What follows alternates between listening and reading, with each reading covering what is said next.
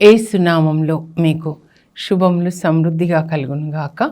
మధురం నీ వాక్యం అనే కార్యక్రమానికి స్వాగతం. ఈరోజు మనం దేవుని వాక్కు శక్తి కలది అనే అంశం ధ్యానించుకుందామండి.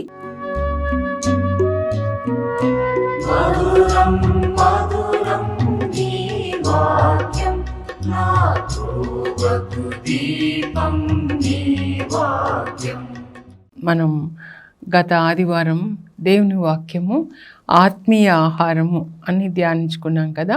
ఈరోజు దేవుని వాక్యం చేసే వివిధ పనులు ధ్యానించుకుందామండి. ముందుగా మనం ఒకసారి ఆల్రెడీ ధ్యానించుకున్నా కూడా ఇంకొకసారి దేవుని యొక్క వాక్యము ఆత్మకి ఆహారం అండి. ఇది మన శరీరం, ఇది మనం కాదు. మన ఎవరు అనంటే దేవుడు, మన తండ్రి, సృష్టికర్త, ఆత్మ మనల్ని కూడా ఆత్మగానే సృజించారండి. కనుక మన ఎవరు అనంటే, నేను ఒక ఆత్మను, నాకు ఒక మనస్సు ఉంది, నేను శరీరంలో జీవించుచున్నాను. I am a spirit, I have a soul, I live in the body. కానీ ఈ బాడీ నేను కాదు, ఈ శరీరము నేను కాదు అన్నమాట. సో శరీరానికి మనం ఎలా ఆహారం తింటామో అప్పుడు ఈ శరీరం ఎదుగుతూ ఉంటుంది కదండి. పుట్టినప్పుడు అమ్మ పాలు తాగుతాము, తర్వాత మన పిల్లలకి పాలిచ్చి పెంచుతాము, తర్వాత సెరిలాక్ పెడతాము కదా అన్నీ, తర్వాత ఆహారాన్ని పెడతాము, బూస్ట్ అన్నీ కూడా. అలాగే ఆత్మకి ఆహారం ఏంటంటే దేవుని యొక్క వాక్యం అండి. ఈ వాక్యంతో మనం ఆత్మని పోషిస్తే మన ఆత్మ కూడా ఎదుగుతూ ఉంటుంది అన్నమాట. అప్పుడు మనకు అన్ని విషయాల్లో కూడా జయం కలుగుతుంది. కనుకనే 3వ యోహాను 2లో యోహాను ఇలాగూ రాస్తాడనమాట. నా ప్రియమిత్రుడా, నీకు సర్వదా శుభమగునుగాక, నీ ఆత్మ వర్ధిల్లుచున్న ప్రకారం నీవు అన్ని విషయాల్లో వర్ధిల్లి ఆరోగ్యముగా సుఖముగా ఉందువుగాక అని రాస్తారు యోహాన్ అన్నమాట. నేను ఈ యొక్క ఆశీర్వాదాలు విశ్వాసంతో మీ మీద పలుకుతున్నానండి. మీ అందరి ఆత్మ ఎలా వర్ధిల్లుతుందో వర్ధిల్లునుగాక. ప్రతిరోజు మీరు ధనధాన్యములతో, సిరి సంపదలతో వర్ధిల్లండి అంటారు కదా. ఇదే ధనం, ఇదే ధాన్యం, ఇదే ఆత్మకి ధాన్యం అన్నమాట, ధనం. మనం అలా ఆత్మలో వర్ధిల్లినప్పుడు మిగతా అన్ని విషయాలు, మీ వ్యాపారం, మీ పిల్లలు, మీ సంబంధాలు, మీ ఆరోగ్యం, అన్ని విషయాల్లో కూడా మనం వర్ధిల్లి సుఖంగా ఉండాలని దేవుని యొక్క అభిలాష అండి. సో ఆ దీవెన నేను మీ మీద ఇప్పుడు పలుకుతున్నాను. మీకు మంచి ఆరోగ్యం దయచేదురుగాక దేవుడు. మీ వ్యాపారాన్ని దీవించుదురుగాక. మీరు పొంగి పొరలే పాత్రగా ఉందురుగాక. 112వ కీర్తన 3వ వచనంలో కలిమి సంపద అతని ఇంట్లో ఉంటాయంట.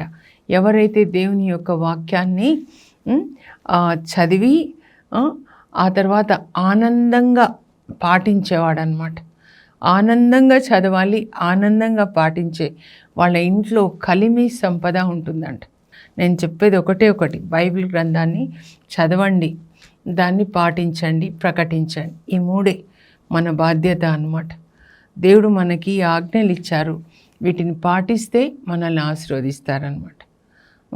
ద్వితీయోపదేశకాండం పాత నిబంధనలో కూడా అదే ఉంటుంది. 1:28 1-14 మీరు దేవుని ఆజ్ఞలు పాటిస్తే మీ పని, మీ పొలాలు అన్నీ నేను ఆశీర్వదిస్తాను, మీ భోజనాన్ని ఆశీర్వదిస్తాను. మనం తినే భోజనం ఆనందంగా తినాలండి. కనుక ముందు మన ఆత్మ కాబట్టి ఆత్మకి భోజనం పెట్టాలండి. మీ జీవితంలో 1 సీక్రెట్ ఆఫ్ సక్సెస్ ఏంటంటే లేవగానే బైబిల్ చదువుకోండి. మనల్ని ఎందుకు ప్రభు లేపుతారంటే ఆయన మనతో మాట్లాడాలి, వాక్యం ద్వారా మాట్లాడతారనమాట. సో ఎక్కువసేపు బైబిల్ చదువుకొని దేవుడు ఏం మాట్లాడారో అది మనం ఏం చేయాలంటే దాన్ని పాటించాలన్నమాట. సో మీరు ముందు దేవుని వాక్యాన్ని భుజించాలండి. ఎజుకేల్కి గ్రంథాన్ని ఇచ్చి దేవుడు దీన్ని భుజించు అంటే మొత్తం భుజిస్తాడనమాట. ఎలా ఉందంటే తేనెలాగా తీయగా మధురంగా ఉంది. అందుకే ఇదో మధురం నీ వాక్యం అన్నమాట. ఈ లోకంలో మధురమైనది ఏంటి నాకు అంటే దేవుని వాక్యమేనండి. అందువల్ల రోజు లేవగానే చదివి, ప్రభా నీ చిత్తం నెరవేరును గాక, నాతో మాట్లాడండి, నేనేం చేయాలి అని. యేసు ప్రభు కూడా అలాగేనండి. యెషయా గ్రంథం 50లో 4వ వచనం అన్నమాట. వేకోనే లేచి తండ్రి ఆయనకి ఏం చెప్తాడు, నాన్న నేను ఈరోజు ఏం చేయాలి. అప్పుడు తండ్రి ఏది చెప్తే యేసు ప్రభు అదే చేశారనమాట. నేను ఈ లోకానికి వచ్చింది నా ఇష్టానుసారం చేయటం కాదు, కానీ నా తండ్రి చిత్తం చేయడానికి వచ్చాను. యోహాను 6:38లో చెప్తారండి. సో మనందరం కూడా అలాగే ఉండాలన్నమాట. మీరంతా చదవండి అమ్మా. ఇప్పుడు ఫోన్లు వస్తున్నాయి, ఎట్లా అంటే 4th స్టేజ్ క్యాన్సర్ అని చెప్తున్నారు, లేకపోతే హార్ట్లో బ్లాక్స్ ఉన్నాయని చెప్తున్నారు, కిడ్నీస్ ఫంక్షన్ కావట్లేదని చెప్తున్నారు, రకరకాల అనారోగ్యాలు అన్నమాట. అప్పుడు నేను చెప్తాను, మీరు బైబిల్ చదువుకోండి, డాక్టర్స్ ఇచ్చేవి తీసుకోండి, అది నేను కాదనడం లేదు. ఎందుకంటే దేవుడే వాళ్ళకు కూడా జ్ఞానం ఇచ్చారు, కానీ దాంతోపాటు బైబిల్ కూడా మీరు చదవండి. అది మన అన్నిటికీ కూడా ఆరోగ్యాన్ని ఇస్తుందండి. సో శరీరానికి ఎట్లా అన్నం తింటామో మరి ఆత్మకి వాక్యం అనే భోజనాన్ని మనం పెట్టాలి. అందుకే మత్తయి 4:4లో యేసుప్రభు అంటారు, సాతాను శోధించినప్పుడు మానవుడు కేవలం రొట్టె వలన కాక దేవుడు వచించు ప్రతి వాక్కు వలన జీవిస్తాడు. ఇది శరీరానికి రొట్టె ఎలాగో ఇది ఆత్మకి రొట్టె అన్నమాట. సో ముందు దీన్ని తీసుకొని తర్వాత ఇది తీసుకోవాలి. అప్పుడు ఈ ఆహారం మనకి అనారోగ్యాన్ని కలుగచేయకుండా మనకి బలాన్ని ఇస్తుంది. ఈ శరీరానికి బలమైన ఆహారం తీసుకున్నట్లే ఆత్మకు కూడా తీసుకోవాలండి. ఆ తర్వాత ఇది ఏంటి అనుకుంటున్నారేమో, ఇంకా పెద్దది తీసుకొస్తే బాగుండేదన్నమాట. ఆ దేవుని యొక్క వాక్యము 2 అంచుల పదునైన ఖడ్గం, పెద్దగా అన్నమాట. ఇటువైపు 2 వైపులా పదుని. ఇది అట్లా లేదు కానీ అని హెబ్రీ 4:12లో పౌలు రాస్తాడండి. దేవుని యొక్క వాక్యము సజీవమైనది, చైతన్యవంతమైనది. మనల్ని జీవంతో ఉంచడమే కాదు, నీరు కట్టిన తోటలాగా కలకల్లాడుతూ ఉంటామండి.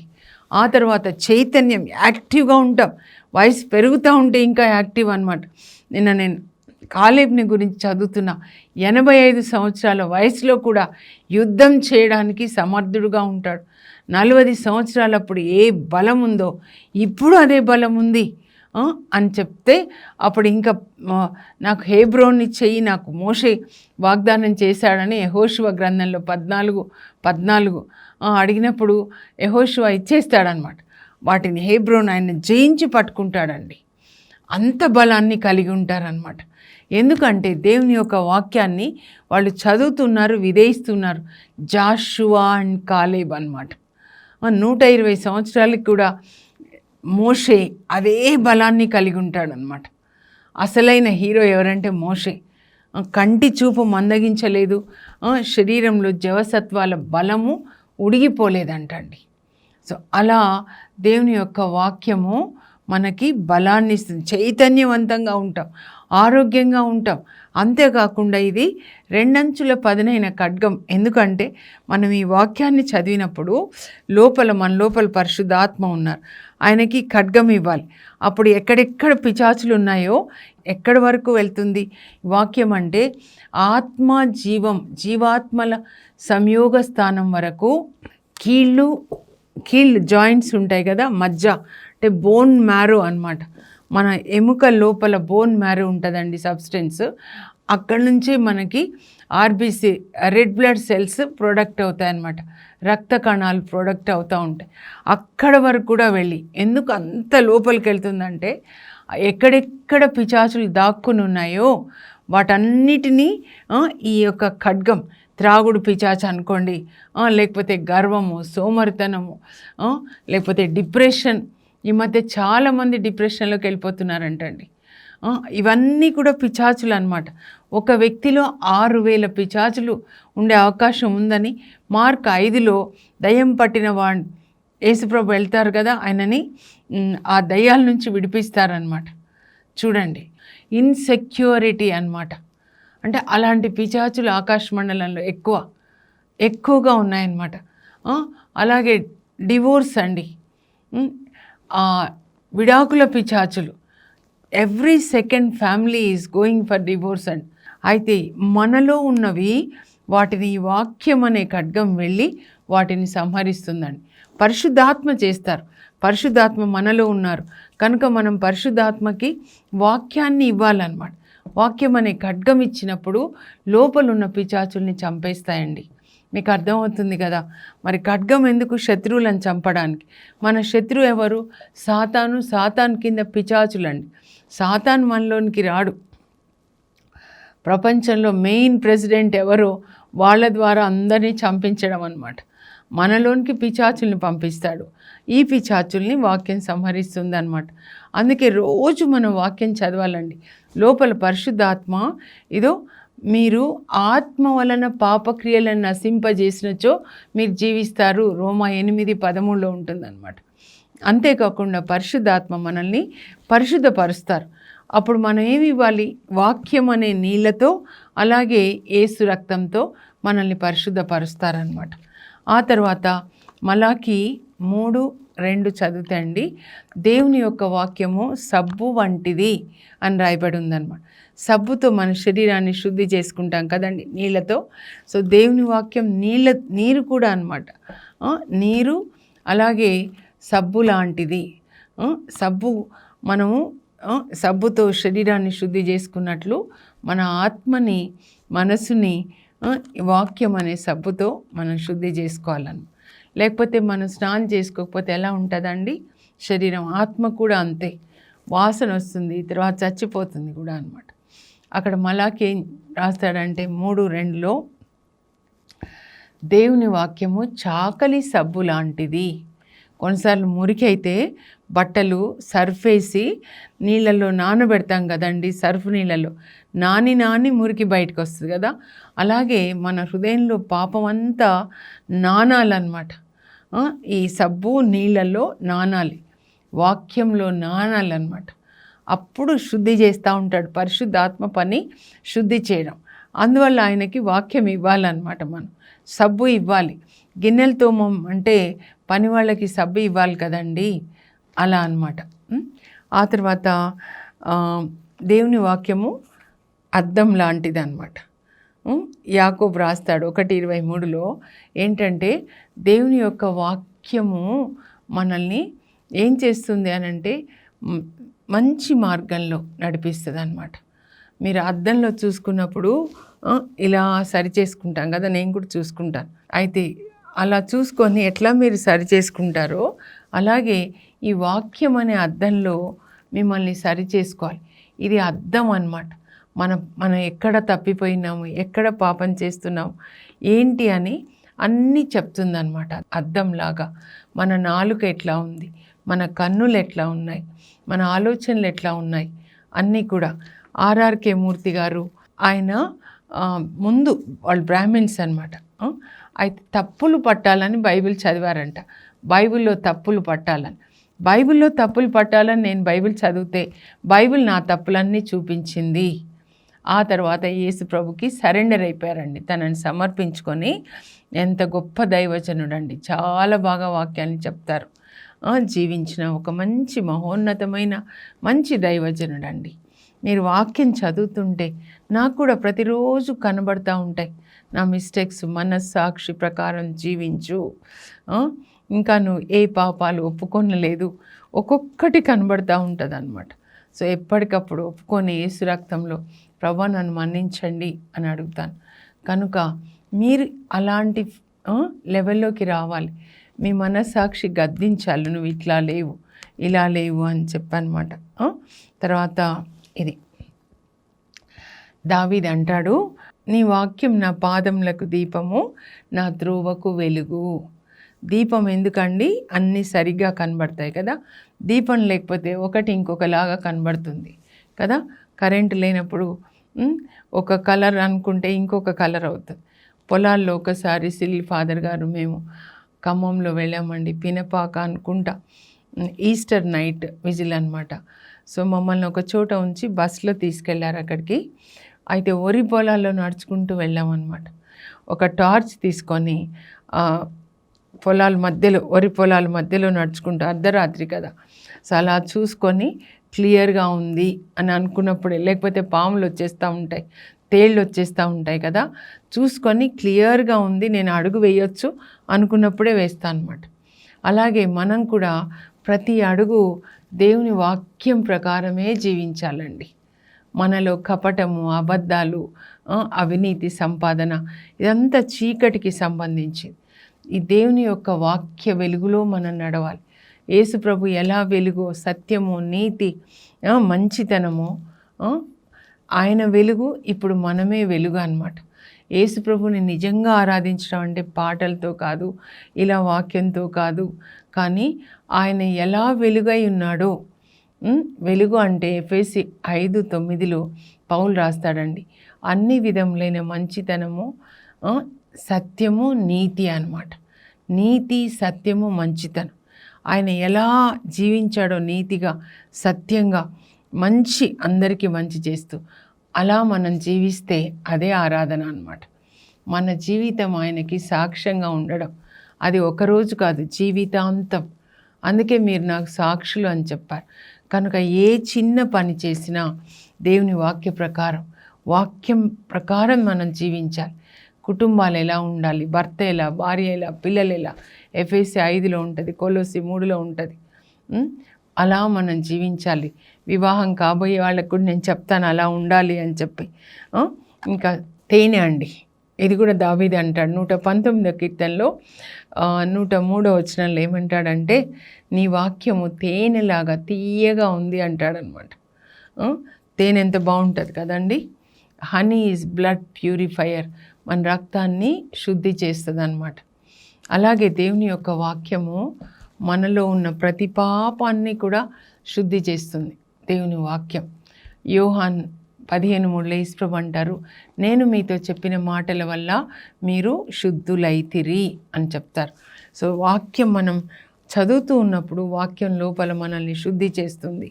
ఈ తేనెలాగా తీయగా కూడా ఉంటుందండి, మధురంగా ఉంటుంది అన్నమాట.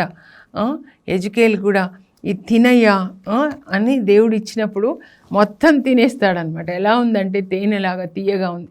అలాగే యోహాన్కి యేసుప్రభు ఇస్తారు. ప్రకటన గ్రంథం 10వ అధ్యాయంలో 20వ వచనంలో కూడా యేసుప్రభు ఒక కాలు భూమి మీద, ఒక కాలు సముద్రం మీద పెట్టి ఆయన చేతిలో చిన్న గ్రంథం ఉంటుంది, అది ఇవ్వమని అడిగితే ఇచ్చి నువ్వు తిను అంటారు అనమాట. యేసుప్రభు యోహాన్ తింటాడు.